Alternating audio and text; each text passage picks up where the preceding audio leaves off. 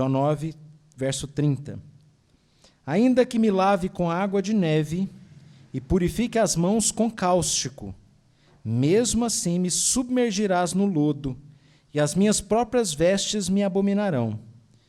Porque ele não é homem como eu, a quem eu responda, vindo juntamente a juízo. Amém.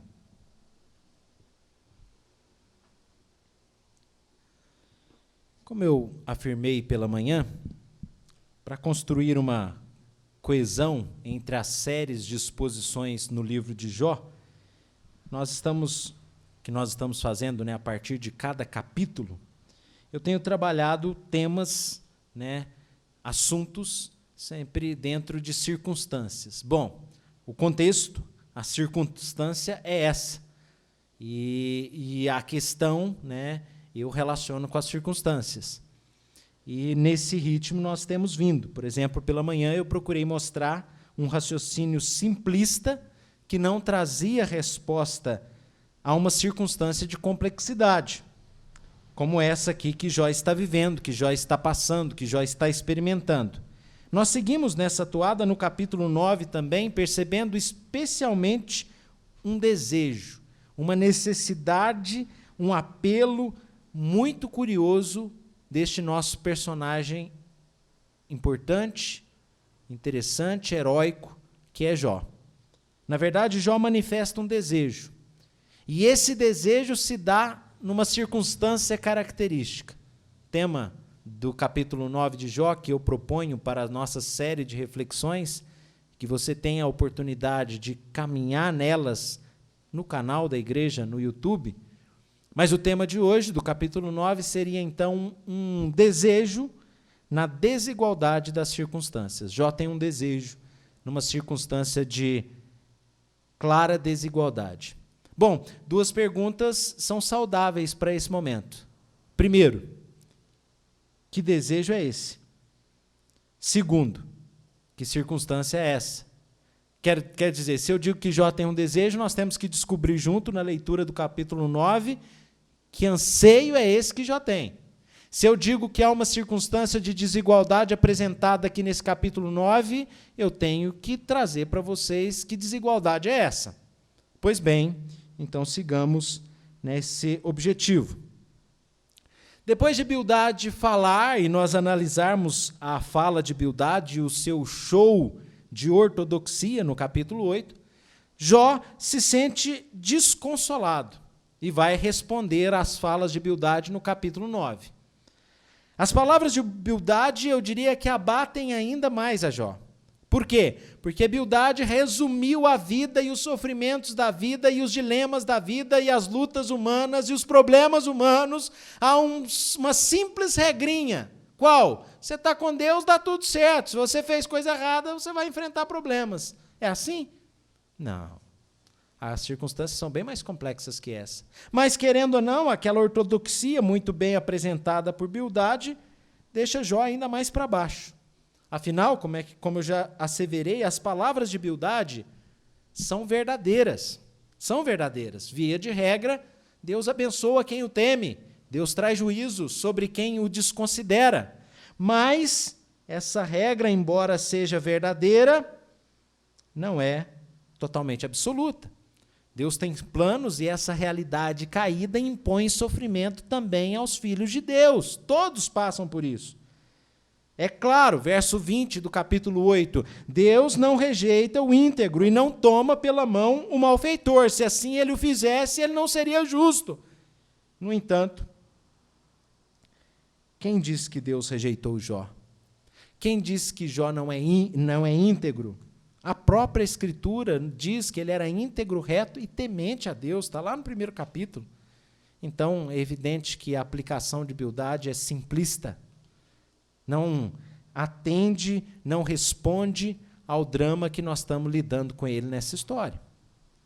Mas, queridos, o fato de Jó estar sofrendo não significa que ele foi rejeitado por Deus e nem que ele seja um malfeitor. Mas eu diria que as verdades, pois trazidas pelo amigo de Jó e o Bildade dessa maneira simplista, não se relacionam, mais uma vez, ou como eu disse, ou como eu estou enfatizando, com a complexidade das circunstâncias que nós temos, que nos é apresentada em relação ao sofrimento de Jó, que trata-se, sem dúvida nenhuma, de uma prova, de um aperfeiçoamento, que acontece dentro de uma permissão de Deus, dentro de um propósito de Deus. Mas, queridos, pense que nos conceitos, ou os conceitos que Bildade trouxe na sua fala do capítulo 8, são muito fortes, e fazem com que Jó comece a se indagar sobre a vida e sobre o seu próprio comportamento, embora jamais ele assuma que fez alguma coisa que seja motivo para todo o sofrimento que lhe sobreveio. Não, em todo o tempo ele tem consciência de que ele não mudou a sua postura em hora nenhuma, ele sempre se apresentou de maneira íntegra, buscando agradar a Deus das mais diferentes formas. Mas, quando Bildade fala da misericórdia de Deus, que é real, da fidelidade de Deus, da graça de Deus para com os seus, e Jó sabe disso, diante dessa realidade, da beleza, da grandeza da pessoa de Deus, Jó começa a se sentir muito pequeno. Ele começa, diante dessa circunstância que ele está passando, doença, luto, bancarrota, tudo isso que aconteceu na vida dele, faz com que ele também se sinta muito pequeno, ele se sente muito incompetente para lidar com os propósitos e até mesmo com a sabedoria divina. E ele vai expressar isso nesse capítulo 9. Ele vai expressar esse seu sentimento de que a sua relação com Deus se encontra num distanciamento. Ele vai perceber que há um abismo entre ele e Deus. Há uma desigualdade muito grande nessa relação. Porque ele está no pó, ele é um homem miserável, doente, acusado de pecador. E Deus é santo. Deus não conhece o sofrimento que ele está passando. Deus não sofre como ele. Isso é forte, mas é o que ele sente. Então vejamos nas palavras do próprio Jó. Melhor do que eu falar sobre o que ele está sentindo é nós mesmos lermos o que ele se expressa ou como ele se expressa. Verso 2 e 3. Porque o verso 1 é apenas então Jó respondeu e disse. Verso 2. Na verdade sei que assim é. Porque como pode o homem ser justo para com Deus? Se quiser contender com ele, nem a uma de 1000 coisas lhe poderá responder. Então, Jó diz claramente, como é que eu vou debater com Deus? Como é que eu vou me aproximar de Deus? Como é que eu vou contender com Deus? Como é que eu vou participar de um debate com Deus se veja, o pastor Lucas aqui, dependendo de quem for o debatedor do outro lado, eu falo para a produção do programa, olha, eu não vou. Se eu sei da minha incompetência diante de certos estudiosos, quanto mais diante de Deus. Prefiro não me atrever. E com Deus? Jó está dizendo, olha, como é que eu vou debater com Deus? Se o próprio pastor Lucas não encara alguns debates, seja nas rádios, porque os convites chegam, mas eu tenho que estar preparado. Mas e com Deus? Como é que eu vou debater com Deus? É o que Jó está falando. Então, Jó diz que essa discussão, ela é desigual. Eu estou aqui na minha condição de miséria, eu estou inquieto, eu estou incomodado, mas como é que eu vou ter essa conversa com Deus? Porque eu não conseguiria responder nenhuma só, verso 3, das perguntas que Deus me fizesse. Por quê? Verso 4, que coisa linda, né? Jó fala que Deus é sábio de coração. Ele liga a sabedoria de Deus a uma questão afetuosa. Deus é sábio nos seus sentimentos. Deus é sábio de coração.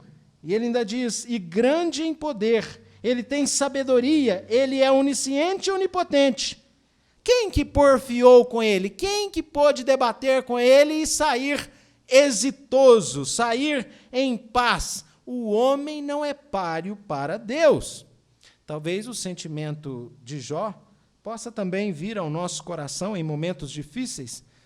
Na verdade, eu diria que este sentimento que Jó está sentindo, quando levado em últimos termos, gera até sistemas de crenças. Por que não relacionar o agnosticismo com esse sentimento de Jó? Olha, Deus está tão distante e tão além do que nós podemos comunicar, que ele não pode ser conhecido. Nós não podemos entendê-lo e ele também não nos ouve. Ou o deísmo, que a distância é tão grande que talvez Deus não seja pessoal. A discussão é desigual, verso de 1 a 4. Mas não bastasse a discussão ser desigual, Jó começa a nos apontar, a partir do verso 5, que o poder é desigual. Verso 5, veja, ele é quem remove os montes sem que saibam. Ele, na sua ira, os transtorna. Parece, Deus troca um monte de lugar, ou Deus tira um monte dali, né? Com certeza, Jó está se referindo aos fenômenos naturais, que faz montes se desintegrarem, né? Lidamos muito com isso no tempo de verão, você fica sabendo do morro que desmoronou ali, que o deslizamento que aconteceu de lá, a erosão, ou o próprio terremoto. E se você estuda um pouquinho de geologia, você descobre que onde havia um monte, de repente, o tempo fez com que ele desaparecesse. Jó pode estar falando nesse governo que Deus exerce em relação às leis que ele mesmo criou para o comportamento dos fenômenos naturais. No entanto, Jó pode estar falando do poder de Deus de realmente tirar um monte de lugar e pôr em outro lugar.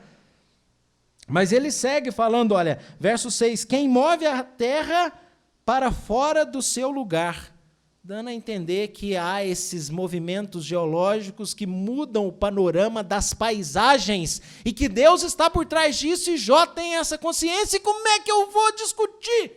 Como é que eu vou conversar com aquele que muda um monte de lugar? Aquele que tem domínio sobre isso tudo, aquele que faz tremer a terra, que move a terra, verso 6, terremotos. Ele diz que move a terra e veja, cujas colunas estremecem, final do verso 6. E aqui ele pode estar falando das montanhas que balançam num terremoto, ou quem sabe não, né? Eu sei que Jó é de um tempo em que as pessoas eram adeptos da teoria da terra plana. Então a terra era plana e as colunas estavam ali sustentando a terra, e Jó fala que as colunas estremecem. Gente, não pega pesado com Jó. É um tempo bem diferente. Se alguém tem hoje a mesma crença que Jó tinha há milênios atrás, né? O primeiro livro foi escrito na Bíblia, na Antiguidade, pensemos que ali também havia-se essa concepção. Mas falando sobre esse poder de Deus, que Jó sente que é muito desigual, né, das suas próprias capacidades, Jó fala que Deus é aquele que fala ao sol e este não sai. É evidente que o autor do livro transformou em poesia as falas de Jó, e o elemento poético aparece, a característica poética, e provavelmente ele esteja falando de um eclipse solar, e de repente o sol não aparece, ou quem sabe ele está falando aí de nuvens densas, de um temporal, ou ainda mais ligado à realidade de vida deles, geográfica, o ponto geográfico em que eles viviam, os temporais, as tempestades de areia que escureciam o céu. É ele quem escurece, quem governa sobre isso, sobre os fenômenos naturais em geral. Então, Jó começa a descrever essas coisas grandes que Deus faz. No verso 8, nós temos aqui ilustrações poéticas que com certeza se referem à criação e o controle de Deus sobre as forças da natureza, porque ele diz que é ele quem sozinho estende os céus, né? Foi Deus quem criou os céus. Isaías usa essa linguagem no seu livro. Deus é quem estende os céus, chama as estrelas pelo nome, e Jó diz que esse é Deus, o Deus criador, que estendeu os céus, que criou os céus, e não somente isso, mas não somente criou os céus, como anda sobre os altos do mar, quer dizer, ele criou e governa. A gente lembra da narrativa de Gênesis, que Deus, no princípio criou Deus os céus e a terra, e o Espírito de Deus pairava sobre a face das águas. Não é a mesma linguagem? Gênesis ainda não foi escrito por Moisés, mas o Espírito já está atuando no escritor do livro de Jó, porque as palavras e o princípio e o conceito já está presente. Deus criou e Deus governa sobre os altos do mar. No verso de número 9, Jó diz que foi ele quem fez a Ursa, o Órion, os 7 estrelos, as recâmaras do sul, né, os corpos celestiais do hemisfério sul, as constelações. sem dúvida nenhuma, são constelações conhecidas daquele período e daquela localização geográfica que era motivo de encantamento dos homens em relação ao poder de Deus expresso na sua criação. Até hoje nós defendemos a realidade de uma revelação natural. Deus se revela naquilo que Ele criou. Os céus proclamam a glória de Deus, o firmamento anuncia as obras das suas mãos. Não há linguagem, não há palavras, deles não se ouve nenhum som, mas Deus se faz ouvir a sua voz até os confins da terra. Salmo 19, primeiros versículos, onde nós temos ali o claro ensino, a clara revelação que o Espírito Santo deu por meio de Davi, que, olhando para a natureza, olhando para a criação, podemos perceber a mão do Deus Criador. Poderíamos falar muito sobre esse assunto, mas Jó está se remetendo a isso, falando das constelações, dos céus, né, dos astros, que evidenciam o poder de Deus. No verso 10, é um resumo de tudo que ele falou, a partir do verso 5, sobre essas grandes coisas que Deus faz, sobre esse poder de Deus que faz com que ele se sinta muito pequeno e que se denote, que se torne cada vez mais claro a desigualdade nessa relação. Eu sou um pequeno, miserável criatura, Ele é o Criador. Não tem como eu discutir com Ele, a discussão é desigual. Não tem como eu me comparar a Ele, porque Ele é o Todo-Poderoso. E o verso 10 ele fala: quem faz grandes coisas que não se podem esquadrinhar, maravilhas tais que não se podem contar, quem que faz? E ele está falando sobre essas maravilhas. No versos 11 e 12, ele praticamente nos mostra que os padrões humanos usados para medir a moralidade dos seres humanos não são aplicáveis para medir a moralidade de alguém com tamanho poder e tamanha grandeza. Na verdade, essa é uma discussão muito presente no seio evangélico hoje, porque nós, reformados, que entendemos que Deus é soberano, inclusive para escolher quem deve ou não deve, a quem será ou não alcançado pela misericórdia revelada em Cristo Jesus, nós dizemos, olha, quem somos nós para discutir e dizer para Deus o que é justo e o que não é? E parece que Jó está falando essa mesma linguagem. Eu não posso discutir com ele não pode ser controlado, ele não pode ser questionado, e nós não deveríamos perguntar o que ele faz. Veja o verso de número 11. Eis que ele passa por mim, eu não o vejo, ele segue perante mim, eu não percebo, porque ele é o Todo-Poderoso e eu não posso vê-lo. Eis que arrebata a presa, quer dizer, ele me pega, ele me toma como ele quer. Quem o pode impedir? Quem lhe dirá que fazes? Quem dirá para ele assim, ó, isso você pode fazer, isso não. Eu não concordo com isso. Parece que Jó está nos mostrando claramente que nós não temos aptidão para julgar o que é justo e o que não é justo. No que tange a Deus e as suas ações, você vai querer impor o seu conceito de justiça para interpretar os atos de Deus? Você vai perguntar para Deus o que fazes? Prefiro ficar com o apóstolo Paulo, que diz que ele é soberano, e quem somos nós para perguntar-lhe, né? Quem somos nós para questionar os seus desígnios, como diz claramente na epístola que ele escreveu para a igreja de Roma. E é interessante que, com isso tudo, Jó quer mostrar, ou quer dizer, ou está dizendo, né, que ele se sente pequeno demais, que não há paridade, não há igualdade, pelo contrário, há uma grande desigualdade. A discussão é desigual, verso 1 a 4. O poder é desigual, versos 5 a 12. Podemos nos sentir assim também. Deus é muito maior. Por que ele se importaria comigo? Especialmente numa condição dessa de miséria, de dor, de sofrimento, de dúvidas, de questionamentos. Depois que Bildade trouxe uma linda expressão de como Deus é justo, Jó então diz, como é que eu vou lidar com isso? Há uma desigualdade muito grande, há uma distância muito grande entre mim, a criatura, e o Criador. Nos versos seguintes, Jó não somente continua nesse mesmo tom e nessa mesma percepção, mas agora ele começa a conversar em linguagem jurídica. Ele já falou que a discussão é desigual, que o poder é desigual, agora ele vem falar que o fórum é desigual, o julgamento é desigual, as circunstâncias são desiguais. Eu falei sobre a desigualdade das circunstâncias. Nesses versículos, Jó trata da questão, como eu disse, a partir da linguagem forense, como se fosse um julgamento, e ele quer uma audiência com o juiz. E ele diz no verso de número 13, olha, Deus não revogará a sua própria ira. Verso 12, né? Quem vai perguntar para ele o que fazes? Deus não vai voltar atrás. Deus faz o que ele quer, e como ele quer, e ele é sempre justo no que ele faz. E ele diz, Deus não vai revogar a sua própria ira. Debaixo dele se encurvam os auxiliadores do Egito. Essa tradução, auxiliadores do Egito, para os estudiosos, eles remetem a deuses, divindades egípcias, os servos de Raabe, que era um deus egípcio, uma entidade, são entidades, né, espirituais da tradição oriental, e Jó está dizendo, olha, essas entidades que nós julgamos importantes e fortes se curvam diante dele, e quem vai fazer ele revogar? Nós estamos acostumados, né, de saber que um juiz revogou a decisão do outro.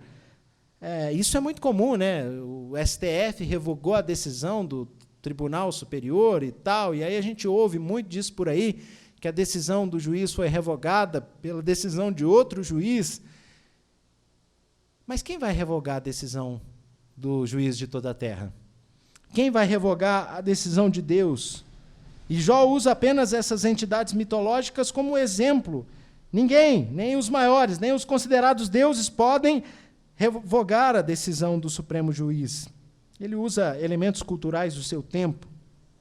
No verso de número 14, ele, então, depois de dizer que como que alguém vai revogar, como que Deus vai revogar a sua própria ira, a sua própria decisão, a sua própria justiça, no verso 14 ele diz, como então lhe poderei eu responder, ou escolher as minhas palavras para argumentar com ele? Eu sou incapaz de me apresentar diante do juiz.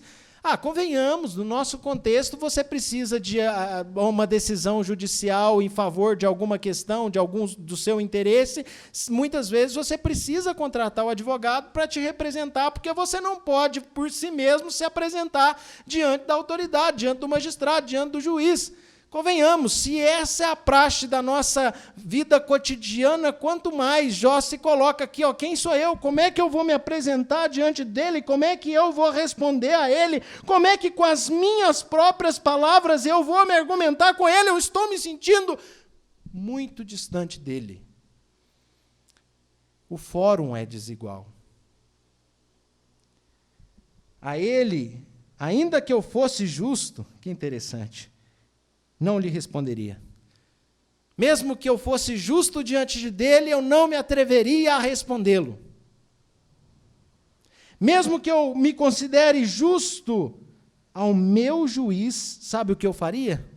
Ao invés de argumentar e tentar provar e tentar apresentar a minha defesa, sabe o que eu faria? O que eu faria? Pediria misericórdia. Eu não vou tentar provar nada. Eu só vou pedir que ele tenha misericórdia de mim. Porque é muito discrepante essa relação. É muito discrepante esse julgamento. Esse juiz é muito alto, é muito grande. Eu sou pequeno demais diante dele. Esse fórum é muito desigual. Mesmo que se eu tivesse razão, eu não me defenderia. Eu prefiro pedir misericórdia do que querer argumentar alguma coisa. No verso 16... ele continua dizendo, ainda que o chamasse e ele me respondesse, nem por isso creria eu que desse ouvido à minha voz. Mesmo que eu chamasse e ele dissesse oi, eu não acreditaria. Ele me ouviu? Ele respondeu? Não, eu não acredito nisso. Eu não acreditaria, porque eu sou muito pequeno diante dele. A distância é muito grande. Nos versos 17 a 20, é interessante porque Jó coloca que, independente da sua base de argumentação jurídica, da sua defesa apresentada, ele seria esmagado. Não daria nem para respirar. Ele fala, porque me esmaga com uma tempestade, multiplica as minhas chagas sem causa. Essa é a minha realidade, não me permite respirar. Antes me farta de amarguras. Ainda que eu seja justo, a minha boca me condenará. Embora seja eu íntegro, ele me terá por culpado. Ele está dizendo assim, olha, diante de um julgamento, eu serei esmagado, e eu estou numa condição em que eu não posso nem respirar, e na verdade, ele me diria, eis-me aqui, se de justiça, quem me citará? Ele vê que ele não tem como argumentar nesse fórum, diante desse juiz, ainda que eu seja justo, a minha boca me condenará. Eu falarei algo que me condenará, ainda que eu seja íntegro, ele me terá por culpado, porque ele é totalmente santo e eu sou pecador. E como é que eu vou apresentar para ele uma justiça, uma integridade que lhe seja à altura? É muito desigual, há uma disparidade muito grande de força, há uma disparidade muito grande de sabedoria. O debate é desigual, o poder é desigual, o fórum é desigual. Em uma causa como essa, ninguém poderia fazer frente com Deus. Esse é o sentimento que esse homem está esboçando e que nos foi registrado pelo escritor do livro. Em meio ao seu sofrimento, a sua sensação de que sua distância com Deus é muito grande. A sensação de que essa distância dificulta-o a entender, a compreender, até mesmo se relacionar com Deus. Parece que, diante dessa desigualdade de circunstâncias, só uma coisa resolveria. Ele tem um desejo. Ele encontrou, quem sabe, um caminho, alguma resposta. Caminhemos para ver se nós identificamos esse desejo de Jó, esse anseio que ele tem. Nos versículos que se seguem agora, a partir do verso 21, nós estamos terminando o verso 20, Jó chega ao ápice desse seu sentimento de alienação de Deus, nesse sentimento da existência de uma relação muito desigual com Deus. Ele, então, nos versículos 21 a 22, transparece, né, que, embora ele seja íntegro, ele já perdeu a esperança de ser tratado de modo diferente de um perverso. Na verdade, ele entende que a distância de Deus é tão grande que eu sinto que tudo é o mesmo. Ele vai dizer isso, veja o verso 21, eu sou íntegro, não levo em conta a minha alma, não faço caso da minha vida, não estou preocupado com a minha vida. Para mim, olha, tudo é o mesmo. Por isso eu digo, tanto destrói ele o íntegro como o perverso. Tanto o íntegro como o perverso são por ele destruídos. Sim, sim. Moisés, no Salmo 90, diz que os nossos dias passam debaixo da sua ira. Jó está contrastando aqui o simplismo de Bildade, que Bildade apresentou no capítulo 8, que nós vimos no culto da manhã, em que Bildade diz, olha, Deus abençoa quem o teme e traz juízo sobre o rebelde. Olha, via de regra é assim, isso é ortodoxia, mas Jó está dizendo, eu vejo coisas ruins acontecerem com ambos. Fato. Fato. A teologia de Bildade, ela não é, embora seja a regra geral, não é a regra absoluta. E Jó está contrastando isso. Eu estou vendo tanto gente boa como gente ruim morrer de Covid. Você conhece algum crente que morreu de Covid? Também conheço. Você conhece alguma pessoa que não teme a Deus que morreu de Covid? Também conheço. Então parece que o Bildade está enganado mesmo, né? Parece que, de fato, há uma bênção de Deus sobre aqueles que o temem, mas essa bênção não é necessariamente evidenciada por um livramento sobre todos os males. E Jó sente que, na verdade, para mim, tudo é o mesmo. Tudo é o mesmo. Acontece coisa ruim com gente boa e com gente ruim também.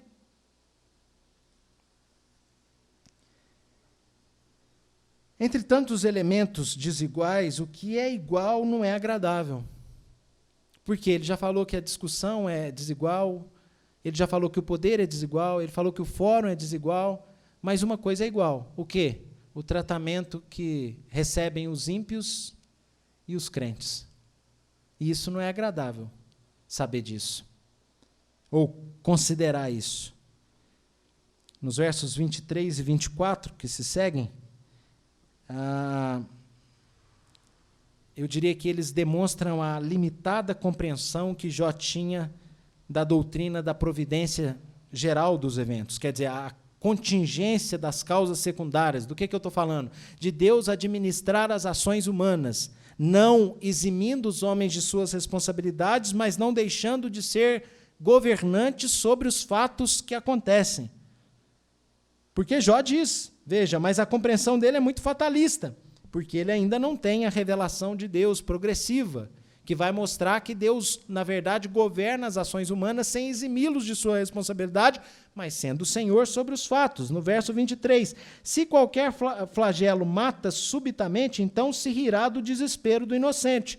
Quer dizer, se algum flagelo, se alguma doença mata subitamente o inocente, a gente ri desse desespero. A terra está entregue nas mãos dos perversos e Deus ainda cobre o rosto dos juízes dela. Quer dizer, o inocente padece, perece, e o perverso muitas vezes não recebe o justo castigo. Na verdade, Deus cobre o rosto dos juízes dela. Se não é ele o causador disso, quem é? É evidente que, como eu disse, a compreensão de Jó é muito limitada, porque quem traz a injustiça, ou o juiz que julga de maneira errada, nós vamos descobrir nas Escrituras que ele receberá também o juízo de Deus. Mas ele atribui isso diretamente a Deus, e, na verdade, Deus administra as contingências das causas secundárias. O que eu quero dizer com isso? Deus administra as responsabilidades humanas, cada um vai responder pelo que faz. Meus irmãos, nessa toada, nessa maneira de Jó avaliar a vida, como eu disse, com uma limitada compreensão, dizendo que um inocente padece, o criminoso fica impune. Sim, esse mundo é injusto, mas Deus não é responsável por isso. Como eu acabei de dizer, ele governa, mas as injustiças têm sua fonte na própria responsabilidade humana. A soberania de Deus não exime os homens das suas responsabilidades. Jó vai aprender isso com o tempo. Mas agora, nos versos 25 a 35, é que nós vamos ver qual que é esse desejo de Jó, ou qual que é a saída que Jó se encontra para essas circunstâncias, essa compreensão, essa consciência de desigualdade no relacionamento, de distância de Deus.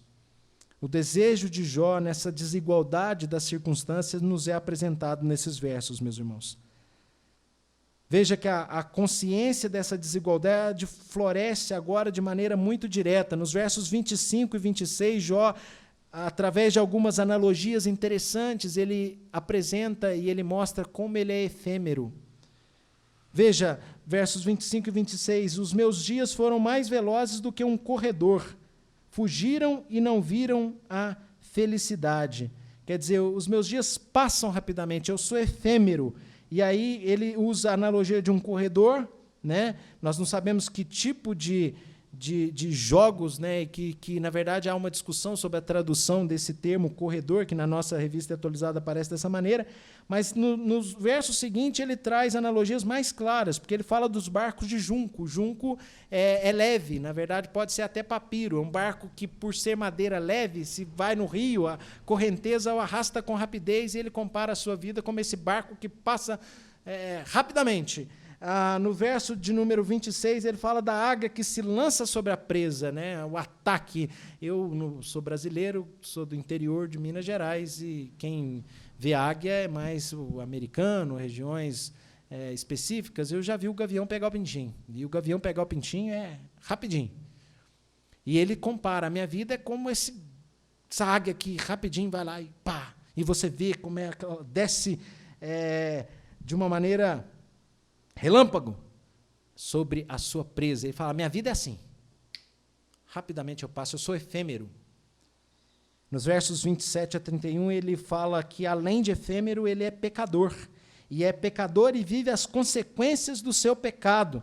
É interessante, veja, se eu disser, eu me esquecerei da minha queixa aqui, da minha questão, do meu sofrimento, deixarei o meu ar triste e ficarei contente, eu vou mudar a minha maneira de agir em relação a isso e tal, ainda assim, todas as minhas dores vão me apavorar, eu não vou fugir das minhas dores, eu posso fingir, mas elas vão continuar aqui. Por quê? Porque isso são consequências do que eu sou, porque eu bem sei que não me terás por inocente, eu sou o pecador. Verso 29, serei condenado. Por que, pois, trabalho eu em vão, se eu estou sob esse juízo?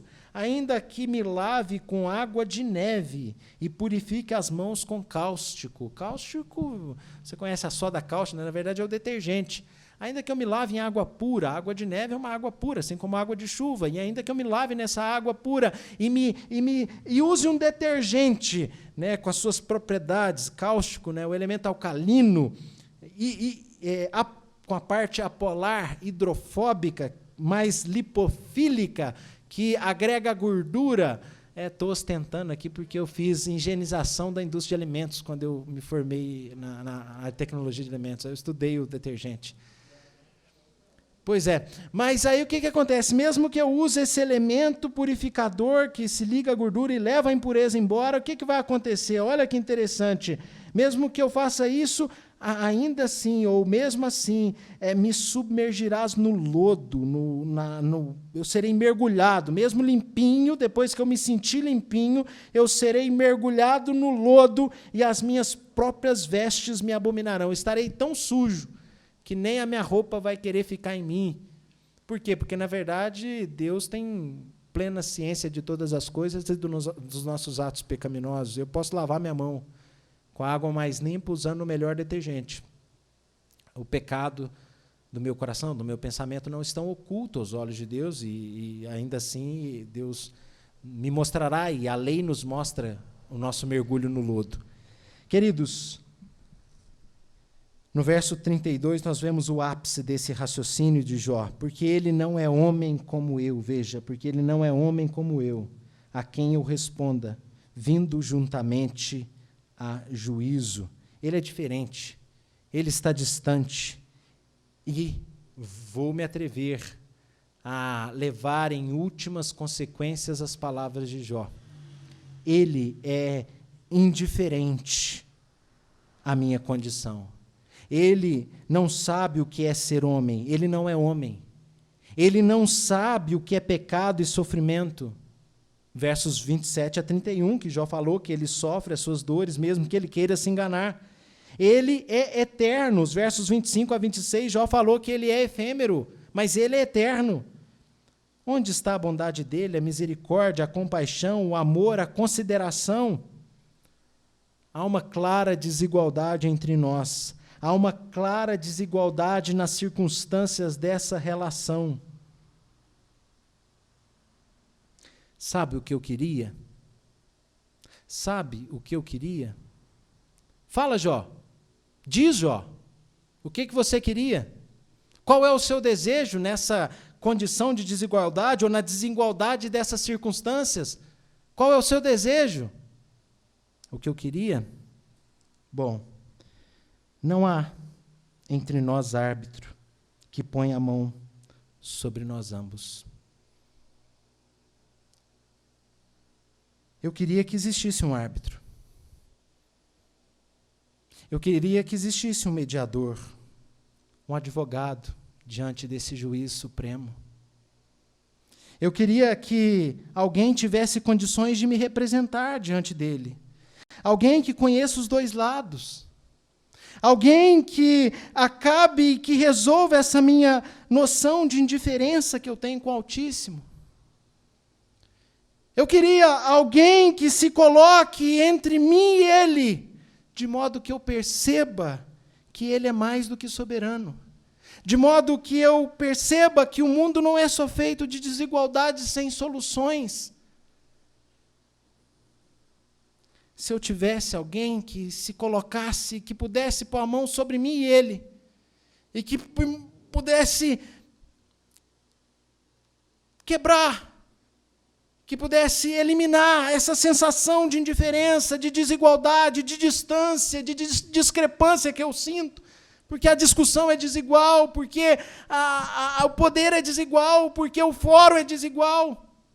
Se eu tivesse alguém, um árbitro, alguém que se colocasse, talvez essa vara que atormentasse Jó fosse, então, tirada de sobre ele. Ele diz nos versículos finais, 34 e 35, tire ele a sua vara de cima de mim, e não me amedronte o seu terror. Então falarei sem o temer, do contrário, não estaria em mim. Talvez essa vara que atormenta Jó seja essa relação de profunda desigualdade, que o faz tremer diante desse que é tão distante, que é tão inacessível. Ah, Jó. Ah, Jó. Eu sei que você se aproximou do Senhor depois dessa luta. Eu sei que pelo que você passou, mas eu sei que tudo isso te fez crescer. Eu sei que tudo isso fortaleceu sua fé, o seu relacionamento com Deus. Sim, Jó, eu conheço o fim da história. Eu sei que em sua profunda relação com o Pai, a sua consciência em relação a esse árbitro deve ter ficado ainda mais esclarecida com o tempo. Eu sei que você deve ter partido na esperança de que esse árbitro viria a seu tempo. Mas Jó, ele veio. Ele se encarnou. Por causa dele, eu e mais ninguém que nele crê precisa sentir qualquer tipo de indiferença na sua relação com o juiz, com o supremo juiz, com o Pai. A vara da desigualdade já não existe. O terror já não existe. O que existe é esperança. Você, Jó, disse que ele não é homem, verso 32. Pois é. Você disse que ele não conhecia o sofrimento, que ele não conhecia o pecado. Pois é. Ele se fez homem. Ele sofreu e se fez pecado por nós. Ele quebrou toda a desigualdade, a distância, a discrepância existente na nossa relação com o juiz, com o Pai.